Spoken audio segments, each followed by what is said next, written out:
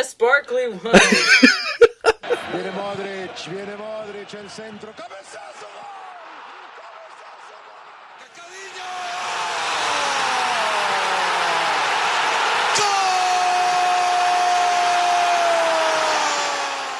Ronaldo! Manchester City are still alive here. Balotelli, Aguero!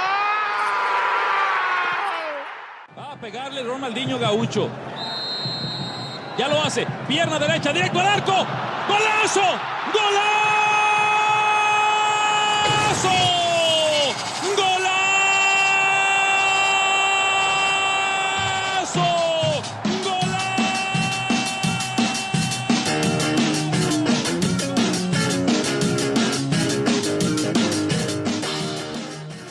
All right, ladies and gentlemen, this is the Mundo de Futbol podcast, and today we have another prove-in. I feel like I know endless amount of prove-ins because there's just been so many prove-ins on this podcast. Not even a joke.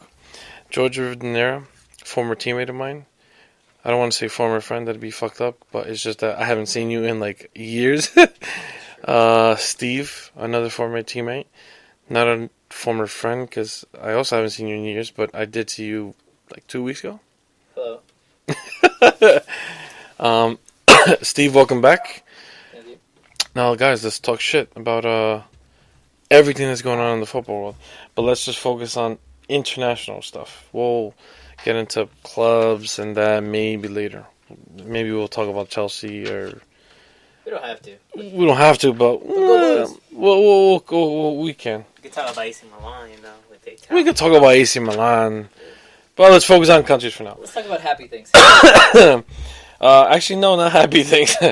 Messi was in an interview the other day speaking about the Argentina national team, and he says that it's now or never for Argentina. This is it. We have to think that this could be the last time for this group.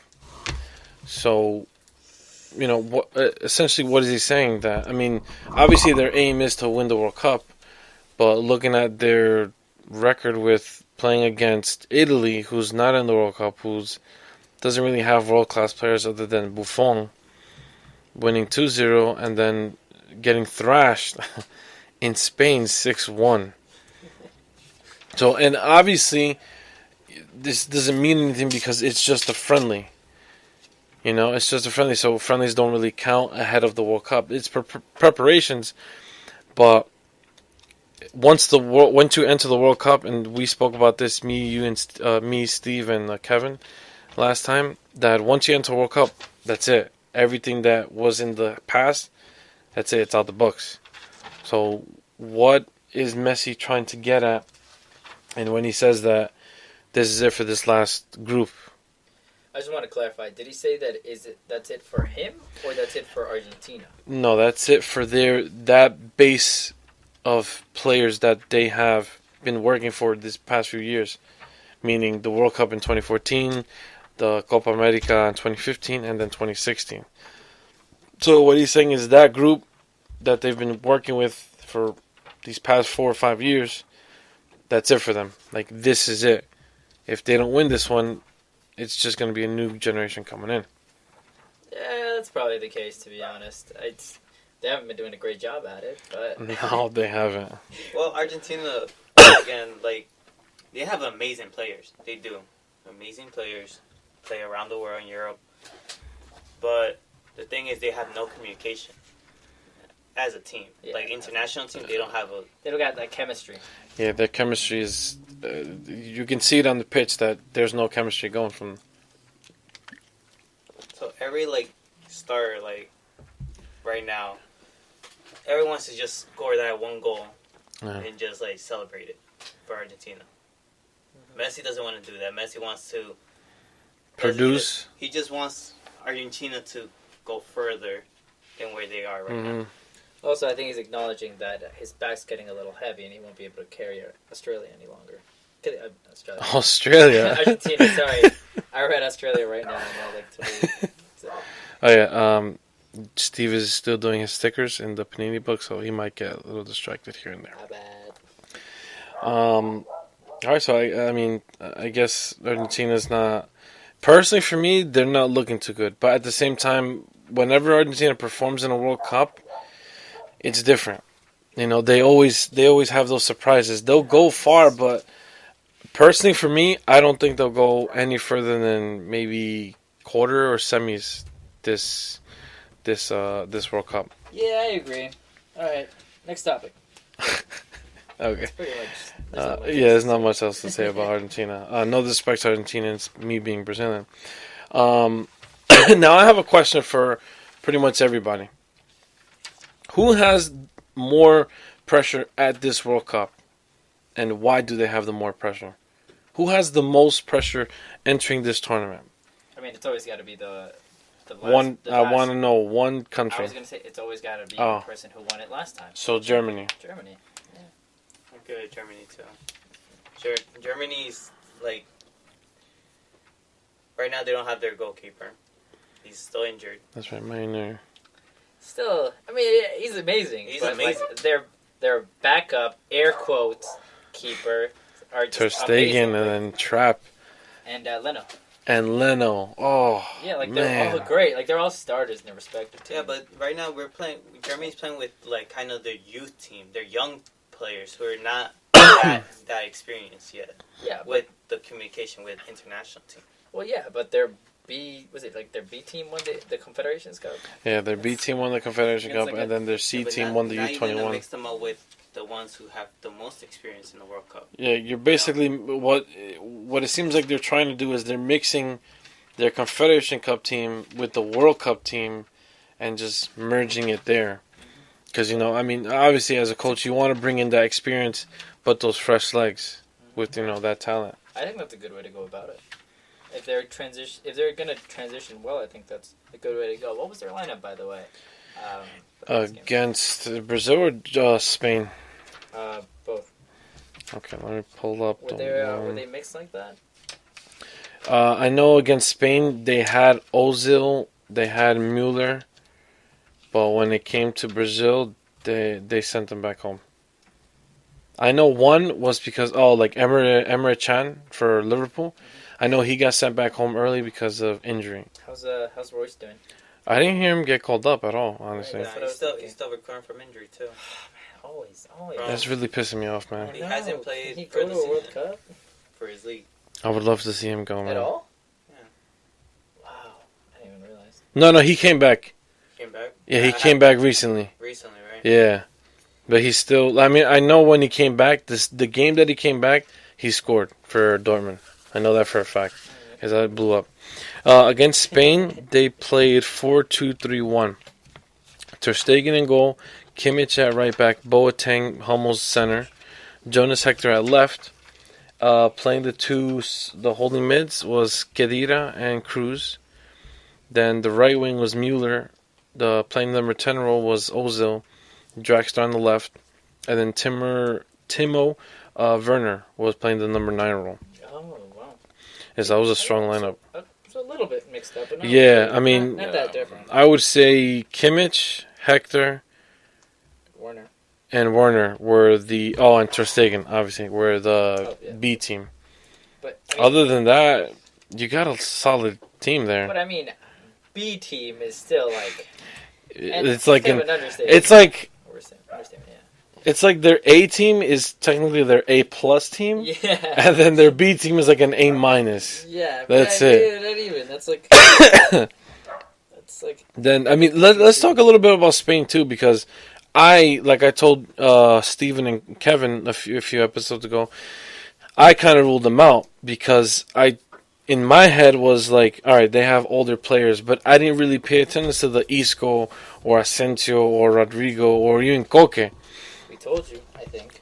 Yeah, I think both of you did. Their starting lineup, it was obviously they play 4-3-3, so it was David De Gea. Obviously. Right back was Carvajal, Piqué, Ramos in the middle, Alba on the left. Right mid was Thiago Alcantara, center mid Koke, Iniesta on the left. David Silva playing right wing, Rodrigo playing the 9, and Isco playing the left wing. So that's another strong team. And you can see why the result was 1-1. Then on bench for Germany, they had Leno, Trapp, Ginter, Sul, Rudiger, Plattenhardt, Sané, Goretzka, Rudy, Chan, Brandt, Gundogan, Stindl, Mario Gomez, and Sandro Wagner. Wow. That's what I'm saying. Their bench is just How many players went in out of the subs? Gundogan went in for Kedira. Goretzka went in for Mueller. Sané went for Drexler. That's all the subs they made, even though you can make like a crap load of subs. Yeah. Now, Spain's bench, they had Arrizabalaga. I don't know who's that, but that's a goalkeeper. Then they had Pepe Reina, Nacho Fernandez, Aspi, Vasquez, Asensio, Niguez, Rodrigo Hernandez, Marcos Alonso, Dani Parejo, Iago Aspas, and Diego Costa. Costa ended up going in for Rodrigo. Hernandez went in for Thiago Alcantara. Niguez went in for Iniesta. Vasquez went in for Silva. And Nacho Fernandez went in for Piqué. So, Wow. they got... Yeah, Spain has a good team. I'm really mad I Spain missed has that an game. amazing team. From last World Cup, they have to prove themselves again.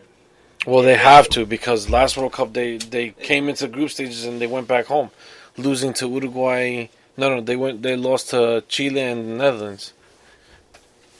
Which That was such a shocker, man. That was. Surprised. They were like. I mean, ruling to the waste those international nice jerseys. Did you see those jerseys too? That's what really pissed me off. I was like, dude, you guys got so many nice jerseys because you guys won the last World Cup, and now you guys put them to waste. Like, I feel bad for Adidas. That's the worst part. I mean, most of those probably sold before the World Cup. Of course. Now let's look at the Germany lineup against Brazil. Same formation. Trapp was in goal. Kimmich was again on right back. Boateng and Rudiger this time in center back. Plattenhardt left. Toni Kroos and Gundogan played as the holding mids. On right wing was Goretzka. Playing the number 10 role was Draxler. Left wing was Sané. And the number 9 was played by Mario Gomez. Yeah, I saw that. I was like, how old is Mario Gomez now? You know what? He is 32 years old. Wow, as a striker being called up? And he did pretty good. I obviously, me being Brazilian, I watched the whole entire game. I was shitting my pants the whole time. But no, Mario Gomez, he did he did really good. He's kind of like a neater version of Higuain. A neater version. When I say that, I mean... Because his hair, the way he prepares it. No, not even that. When I say that, I mean... But also that Mario Gomez, he finishes a lot more than Higuain would. I mean, Higuain has had so many chances against Argentina. I mean, against Spain. His kryptonite is the Argentinian jersey. And then let's look at Germany's bench. You had Leno. Well, it's pretty much the same thing as so that thing. Stindl came in for Sané. Wagner, who was pretty scary, came in for Gomez. Timo Werner came in for Gundogan. Brand came in for Goretzka. And Sul came in for Boateng. He needed to because he got injured on his Achilles tendon. So you guys are saying that Germany has more of a pressure than any other country due to the fact that they won the last World Cup and they won the Confederation Cup.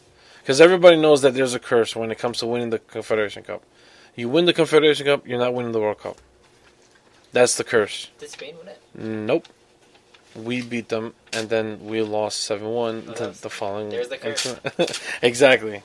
So it's still there. So thank God we didn't go to the Confederation Cup, because we would have lost. What do you mean you didn't go? Well, because we didn't win the Copa America, so... Oh, yeah. Chile won, so they won back-to-back, so... Oh, yeah. I'm thinking, like, the one in Brazil, that's what I was like... No. I don't know that. No, that was Uruguay.